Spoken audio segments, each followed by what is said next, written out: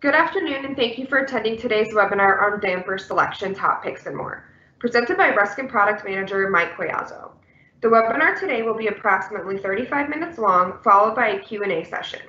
If you have any questions during the webinar, please submit them using the box in the upper right corner of your screen. We will get to as many questions as we can. If we do not get to your question, we will send out an email following the webinar with the answer. After the webinar concludes, I will send out a certificate of attendance, a link to the video of this presentation, and a link to next week's webinar on airflow measurement presented by 3 Ruskin experts, Glenn Esser, Ray Larimore, and Spencer Bruckmeyer. Thank you again for attending, and I will now turn it over to Mike. Thank you, Emma, and good afternoon, everyone. I'm Mike Coyazo. I'm the Commercial Product Manager at Ruskin, and I've actually been there nearly 21 years. And actually, the majority of that time I've spent on the life safety damper side. So actually, I know life safety and commercial dampers. So today on damper selection, there's a lot of different considerations that are involved when you're trying to decide what damper model to look at or to choose. And this involves the damper performance, certain construction features, the material type it's made of, and also where it's going to be installed, and so on. But this can be very time consuming when you're trying to navigate through our website or product catalogs. You know, there's a lot of pieces out there. So today, I'd like to share some of my top damper picks and great picks, along with important characteristics and benefits that they provide. And hopefully it'll help simplify the selection process for you. I'd like to start with our top 3 performing damper models, the CD60, the CD50, and the TED50. These continue to be my top picks and are actually the most specified and widely used in the industry for their overall high performance. As you'll notice, all 3 use airfoil shaped blades, which I'll talk about that later, the benefits on an airfoil blade. But what I want to do is just examine each model individually, just to better understand what makes them a top pick. So first up is the CD60. It's actually made of galvanized steel and uses a one-piece interlocking frame design, and then we clinch the corners. This frame actually is pretty strong, so it's going to help reduce racking, which is important for proper damper installations. The axle bearings, which you see there on the lower left-hand side, they're oil-impregnated stainless steel, and they have a 450-pound minimum radial crush load. What that translates to is they're extremely durable, and they can handle a lot of wear and tear. Our one-piece airfoil blades, they're designed to operate in higher velocity and pressure systems. They go as high as 6,000 feet per minute and 13 inches water gauge. And also you have low pressure drop across that airfoil blade. Now the blade seal material that we use is called Santoprene, and we mechanically fasten it to the blades to ensure they stay in place for years to come. So the image on the center there is going to actually show how we crimp that blade seal in place. So this, along with our stainless steel compression jam seals, is what produces the low leakage performance that meets AMCA Class 1A rating, which is no more than 3 CFM per square feet at 1-inch water gauge. Remember, leakage performance of the damper is essential to helping the overall system be as efficient as possible. I should also note that the CD60 has various other options like silicone blade seals for higher temperature requirements, front, rear, or double flange. Also sleeve transitions to accommodate round or oval duct, and of course factory mounted actuators and accessories. Now this is going to hold true for all the damper models that we'll talk about today. And one final note, the CD60 can be built in 304 stainless steel construction, and that model name is the CD60 SS, and it too has the AMCA certification for Class 1A leakage. So before we move on to the next model, the CD50, I should emphasize also that damper leakage performance does become an important factor in meeting specific codes and standards, such as the International Energy Conservation Code, or the IECC, and ASHRAE 90.1. So AMCA, or Air Movement and Control Association, they actually define the leakage classifications for dampers per the 511 standard. So as you see that chart there in the center, there's 4 classes, with the 1A being the lowest at 1-inch water gauge. So when we refer to Class 1A, it is only defined at the 1-inch water gauge. So requirements, again, for the IECC and ASHRAE 90.1, your motorized dampers that are at outside air intakes and exhaust openings, along with stairways and shaft vents, The damper leakage cannot exceed 4 CFM per square feet at 1-inch water gauge. So our Class 1A dampers meet that, obviously. And also the damper is to be labeled in accordance to the AMCA 500D, which is the label that you see on the far right. It's the blue and yellow label. So that label is actually affixed on the damper models that are AMCA certified. So the main point here is the more emphasis that we have on sustainable buildings, indoor air quality, and energy savings, the damper leakage rate has become more important than ever because every CFM is going to count. Another area of energy efficiency that we should understand is related strictly to the blade shape. As I noted earlier, airfoil blades have a big advantage. So we took our airfoil blade type and our V-groove shapes, and we put them through a computational fluid dynamics software to illustrate the performance of each one. So on the right-hand side, which is the V-groove blade, you can see the colorization there. There's a lot of turbulent air as it passes across that V-groove, and that's what the green coloration is kind of showing you, that there's a lot of resistance to airflow as air enters into the face of the damper, hitting that V-groove blade. And actually, it results in 2.5 times more pressure drop than the airfoil shaped blade on the left. So this really translates to huge energy savings, especially when you consider a system that has numerous dampers in it. So this just visually gives you a good idea of the performance across each blade type. Okay, so now back onto my second top pick, which is model CD50. So it's going to share many of the same performance benefits as the CD60, but of course it's made in extruded aluminum, so it's almost like a twin. It features extruded aluminum airfoil blades for that higher performance that we mentioned earlier, Sanaprene blade seals that are mechanically fastened into extruded slots. You can see that on the left-hand side picture. There's slots on each end of the blades. And then the stainless steel jam seals, the combination of the two are going to be what allows the CD50 to also meet the AMCA Class 1A leakage rating. So again, these two are equal in their leakage. Now, one variation is going to be the axle bearing, but you see that kind of in the center of the slide there. So the axle bearing for the CD50 is actually a molded polycarbonate material, which is extremely durable, but it's also a lighter weight than stainless steel. Also be aware the CD50 is now AMCA 550 listed with 6 different Ruskin horizontal blade louver models. The 550 listing label applies to high velocity, wind-driven, rain-resistant louvers with damper in the closed position. So the detail you see at the towards the right, that's going to be an illustration of a damper and louver in a common sleeve. So the CD50 also has options for the silicone blade seals, just like the CD60, for the higher temperature requirements. Also stainless steel bearings and linkage. And we can do the flange frame options, the sleeve transitions for round or oval duct. And we also can provide a clear anodized finish on the CD50. And of course, all the factory actuator and accessory options would apply.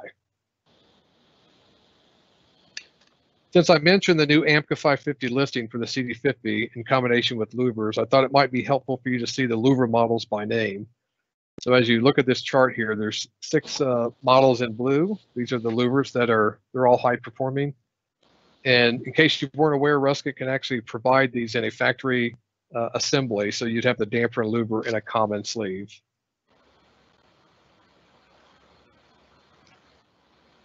Now on to another top pick. This is model TED50. So this model actually falls into the thermally efficient damper category.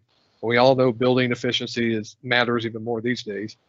So the TED50 is designed to help minimize the loss of thermal energy from one side of the damper to the other. If you think of an outside air opening in a building in the middle of winter where you have frigid outside air, but conditioned air inside, so the TED at that location will work to minimize the loss of heat or cold that's trying to escape or enter into the building. So it also will reduce the potential for condensation. So it has a higher performance than a standard damper would. The extruded aluminum airfoil blades are polyurethane filled, as you can see in the detail in the center there, where the arrow points to the polyurethane. They also have a thermal break, which you can see in the detail on the left where the blue arrows are pointing. Because the brakes are between both seals, when the damper is closed, it actually puts the brake in a neutral zone. So therefore it eliminates any thermal path. So that's one nice feature of the brake and the blade seal, how they come together. The bearings for the TED 50 are a combination of acetyl copolymer and polycarbonate. Again, very durable, lightweight materials that are designed for excessive wear and tear. Now, another difference for this model is the jam seal. Unlike the other models that use a stainless steel compression type, the TED uses Santoprene finger type design, which creates a light-proof sealing effect when the damper blades are closed. You can see that on the image to the right. There's the in this image here, it's our Santoprene. It's black material. A little hard to see the fingers there, but that's the design that we use for the TED. And I should also note this damper has a tested R value of 2.16, which was conducted by Intertech using the ASTM C1362 standard for thermal performance. And one last point to make is the TED 50 does have all the same options as I previously covered on the other models, such as the flanges, sleeve transition, factory mounted actuators, and accessories, but we also can provide a broken frame for this model.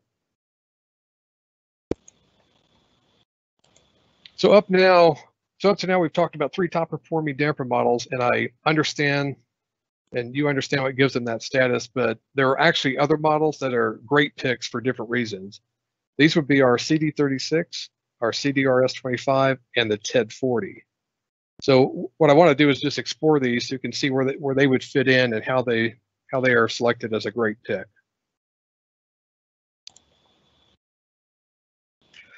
So the CD36 is actually one of the most widely used models aside from the top performing CD60. So I think a lot of people should be familiar with it, mainly because it satisfies many applications where the higher velocity and pressures aren't of real concern and the leakage requirements aren't as stringent.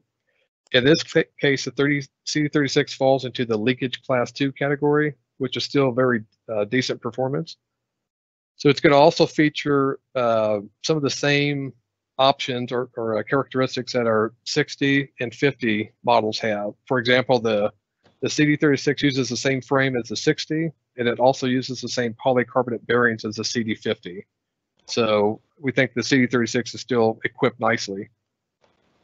Now, one thing I should mention is that although this model is rated up to velocities to 3,000 feet per minute, on a more practical level, we would recommend you size the damper for 1,500 feet per minute, mainly for a better or improved pressure drop, and also to reduce the noise level. If you run it to the higher end, then you're going to have more noise generated and a little bit higher pressure drop. So that's just one word of caution. And this same model, of course, would have all the same options that we've been talking about. They apply equally. So all in all, the CD36, it's a great pick because it has overall super performance and it's cost effective. Next up is the model CDRS25, which is a true round control damper. I say true round because we also make squared around transitions for square dampers, as shown at the bottom illustration there. So this model can be actually constructed in galvanized steel, stainless steel, and aluminum. So you get a lot of flexibility in material types. It also uses stainless steel bearings for the blade axle. Now, the standard neoprene blade seal for this model, it's actually sandwiched between 2 skins of metal, so that's how we secure it in place. And it's also how it meets Class 1 AMCA leakage. Now, we do have other seal material options that would include silicone for higher temperatures. We also have EPDM and Viton that are available. So the CDRS25 is made in sizes ranging from 6-inch to 24-inch diameters. And part of the benefit when you use a true round damper versus a squared around is that the pressure drop through a round damper is typically less, so you get improved air performance. Also, a squared around damper will increase 2 inches beyond the diameter size. So if you order a 12-inch diameter, for example, you'll have a 14-inch square body, which could pose a problem if space is limited, where it's going to be installed. So that's one of the trade-offs on the squared around. So the recommendation is to use true round dampers when duct sizes are within the size range, and you can go to a squared around type once your size is exceeded. Because this model provides great overall level of performance and has a variety of material options, it makes a great pick list. For a thermally efficient damper option, when you really don't need all the bells and whistles of the TED 50, model TED 40 would be considered a great pick. This also has extruded aluminum construction, and it's going to have our ability to reduce potential for condensation because we fill the blade cavities with the polyurethane foam, and it will also handle higher velocity and pressures, and of course you get the low pressure drop because of the airfoil blade. We do mechanically fasten the Santoprene blade seals the same way. We have extruded slots in the ends of the blades, so it's similar to the CD50. And the TED 40 actually has a low leakage performance of class 1, so it does make it energy efficient. You'll also notice it uses the same polycarbonate bearing as the CD50. So one practical benefit you get from the TED 40 is that it has a thin line frame of 4 inches and a 4-inch wide blade. So it makes it very feasible if you're installing it behind a louver, since the blades won't stick past the frame when they're fully closed. So all in all, TED 40 has a great mix of benefits. On a side note, I should point out that the TED 40, when doubled, it turns it into model TED 40 times 2. So by doing this, it actually traps a minimum 4-inch dead airspace between the double blade assembly, and a thermal break between the frame sections prevents heat transmission through the frame. And this actually results in the highest R value of 3.33. So the TED 40 by 2 does have the highest R value of all the thermally efficient dampers that we have on the commercial damper side. Now, I'd like to briefly discuss dampers that are going to be exposed to corrosive elements within the atmosphere, such as coastal regions, indoor pool areas, laboratories, and wastewater treatment plants. These critical environments need a damper that can actually withstand that type of condition, and also, you want it to last over time. So 3 of the models that we just looked at in the top pick and great pick categories actually have a counterpart model that's designed for use in these type of environments. So I think it's worth highlighting them as well. We refer to these as the CE series, just to associate them with corrosive environments. So the first 2 are the CD50 CE and TED 50 CE, which, as you recall, are both extruded aluminum construction. So along with all the high performance characteristics that we covered earlier, like the class 1A leakage rating and so on, with the base model counterpart CD50 and TED 50, these 2 CE models come standard with the clear anodized finish and all stainless steel linkage. The anodized finish provides excellent and long-lasting corrosion and abrasive resistance protection against salt water and also in high humidity locations. As you can see on the magnified image on the upper right, it's actually showing how the anodizing increases the thickness of the natural oxide layer on the outer surface of the metal. And this doesn't chip or peel because it's fully integrated with the underlying aluminum. And our anodizing is actually a 0.7 mils thickness, which is considered a class 1 architectural finish, and it's the same one that we do for our louvers. We also do this in-house, which is going to help on your production lead time. And the third model in this CE category is the CD36 CE, which is made of 316 stainless steel. And this is going to provide a high corrosion resistance, making it suitable for either a marine or a chlorine type environment. So when you have a need for a damper with corrosion resistant features, just remember the CE series. Now I'm going to switch gears a little bit because I'd like to talk about factory mounted actuators.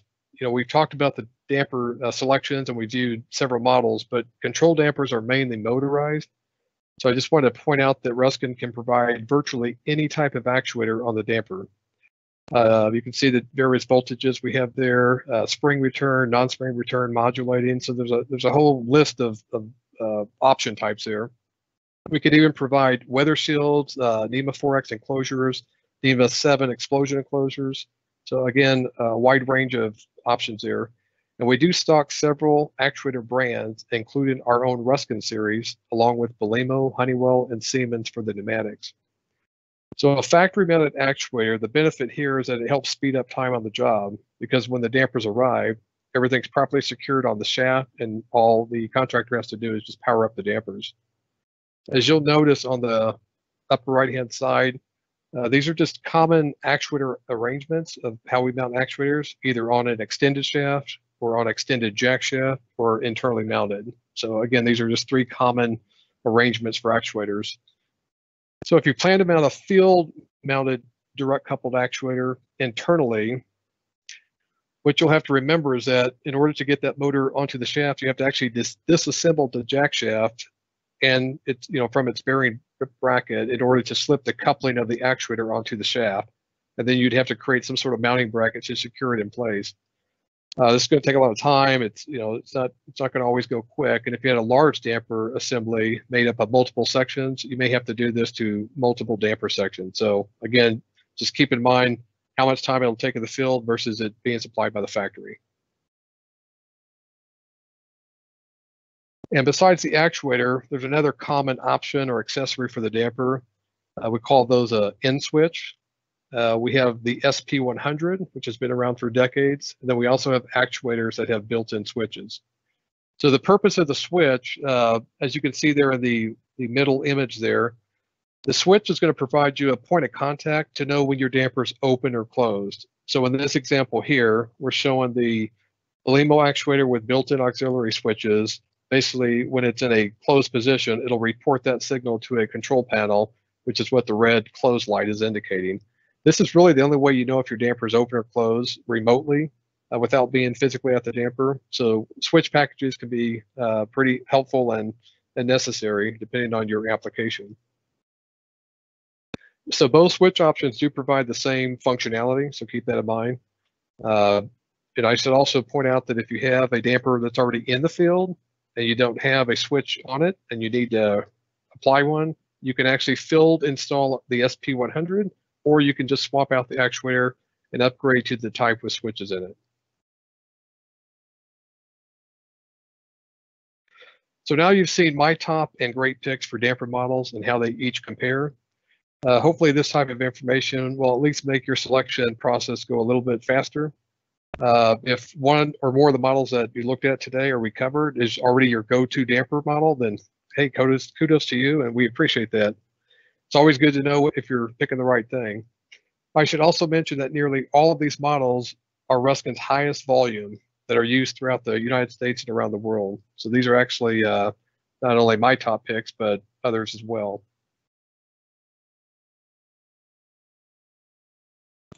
And before I conclude, I should also remind you of a few other areas where Ruskin excels. We offer a variety of express build schedules to help accommodate job site requirements or urgent replacement damper needs. So we offer everything from a same day to 1 day, 3 day, 5 day, 10 day, and we even have special express.